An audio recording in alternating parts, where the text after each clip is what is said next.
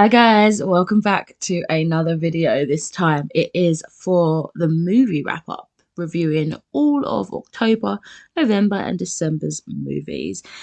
Bit late with this one, my apologies. Let's get straight into it. So of course, kicking it off with October, the first thing I watched was Matrix Revolutions, which I gave a 4 out of 5 stars. I think possibly this is the one that I've enjoyed the most in terms of where the story led to. Again, with the cringy effects, and I would have benefited from watching it in one sitting, but I loved seeing the conclusion, for now that is, and how everything played out. It was, pretty epic. Then I watched Halloween, which I gave 1 star. Yeah, what was the point of the loitering doctor? This was actually so awful. I felt like, I understand what it did for movies, and maybe I can't appreciate it how others do because this was my first watch, but I couldn't say it was a cult classic. I just didn't really, it was crazy. Next up, I watched Love You to Death, which I gave a 4 stars. I've been wanting to watch The Act, also based on Gypsy Rose Blanchard's story. I couldn't find it on my streaming services, so when I saw this one instead on Netflix, I was hoping it would deliver a good dramatisation of this true crime event. So this was well delivered, I feel. It definitely felt like there was a few changes to what happened in the case, aside from obvious name changes, But it was a good rendition, and I was fascinated by how it played out. It was so creepy how the mum moved and talked and really added to the character. I also enjoyed how it was split in 2 parts in a way, through the eyes of the mum and then the eyes of the daughter. It wasn't super graphic at all, but you definitely got the point. So I'd recommend that if you're interested in that case and you want, I don't know, a bit more of like a retelling of it, I guess. Next up, I went to the cinema to see Venom, Let There Be Carnage, and I gave this one a 5 stars. This was epic. I think I enjoyed it on par with the first movie, though I can't recall how I rated that one. It had the perfect balance of action, comedy and horror with engrossing and engaging storyline and further character development. I am so excited for the multiverse. Back to Halloween, this time with Halloween 2. I gave this one a 3 stars. This one was super entertaining and unintentionally comical. Painful to imagine how this was scary, but I kind of loved that. Definitely liked this one. And then, unfortunately, Halloween 3, The Season of the Witch, I gave this a 1 star. This was really shit. Where was Michael Myers and what was with this storyline? I think I got told that this one was kind of experimental and it wasn't really thought of as canon, and nobody really kind of takes this one seriously, and then they go back to 4 and it's more like normal. So I don't know what happened there. Into November now, and the first thing I watched was Mr. and Mrs. Smith, which I gave a 4 stars. I haven't got an awful lot to say about this, but it was super fun, very over the top, action packed, lots of innuendos, very enjoyable. After that, I watched Insidious, which I gave a 3 stars. This one was too scary for me. I had to watch it in loads of little bits at a time because I was just too freaked out. So I guess it did its job, but it meant that I couldn't enjoy it.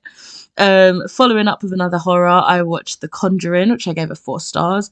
This one was more story-based than I was expecting, actually. I really enjoyed it, especially getting to know the spirits possessing the house and inhabitants. It worked the story into the horror really well, and it didn't feel like it was chucking in too many jump scares just for the sake of it. Next up, I watched Things Heard and Seen, which is based on a book. This 2021 Netflix release follows a young woman that discovers both her husband and her new home harbour sinister secrets after they move in for a small town life. I started this a little bit and then for some reason got a little bit freaked out. I don't know, atmospheric and that, so I stopped and then watched it again with my partner. This was enjoyable. It had interesting atmosphere, but was a bit too cryptic and open-ended. Direction got a bit hazy and almost like too much was trying to be squeezed in. I did enjoy the unravelling of the family dynamics, and I liked the haunted house and religion aspect, but it definitely lost its way in the end, which probably would have rated it higher had it not kind of gone off on a strange tangent that didn't really make sense. For December now, I watched Constantine, which I gave a 3 stars. I had heard very briefly of the Constantine arc. I knew he was some kind of priest, detective dude, and that's all I really knew. This was an entertaining movie. Really enjoyed hearing about how God and Lucifer's battle was affecting the earth. And yeah, it was a really fun movie. Up next, I watched Godzilla, King of the Monsters, which I gave a 3 stars. I enjoyed this more and more as it went on. It basically felt like if Pokemon was kind of scary and had Super Saiyan powers. I love the conversations on the myths behind the monsters juxtaposed or juxtapositioned with the science elements. Visually, it was stunning. Storyline-wise, it was super engaging and action-packed. The moth stole my heart. The end. Then I went to a drive-through cinema with my friend Maria, and we saw Nativity, which I gave a 4 stars. I'd never seen this before, and oh my god, it was so much fun. It was like those school mockumentaries, which, oh my god, it was hilarious. It was such a feel-good vibe and really definitely got me into the Christmas mood. Back at home, I watched Inglorious Bastards, which I gave a 3 out of 5 stars. One odd movie. I'm not sure it was really for me. It was pretty brutal, but I did enjoy Quentin Tarantino's signature style, and I did enjoy the last 40 minutes over the rest of the film. Probably tells you too much about me. After that, back at the cinemas, we watched Spiderman No Way Home, which I gave a 5 stars. Multiverse was amazing in this. I say it like it's its own character, but I guess you can look at it as its own entity. Oh my gosh, it was hilarious, heartbreaking. It made me think of the Spider-Man double meme, obviously. Broke the fourth wall many a times with character designs, etc, etc. And one of the final battle scenes gave me a Battle of the Band type of feel. I really didn't think that more could be done after the epic Infinity Wars and Endgame, but Marvel does not disappoint, and I am totally looking forward to this new adventure focusing on the multiverse. It's so freaking clever and well done. Visually stimulating and incredibly emotive in storytelling. One of the best films I have seen of late. That I checked out something that was definitely on the opposite side of the spectrum in terms of enjoyment, and that was Sonic the Hedgehog, which unfortunately I just gave a 2 out of 5 stars.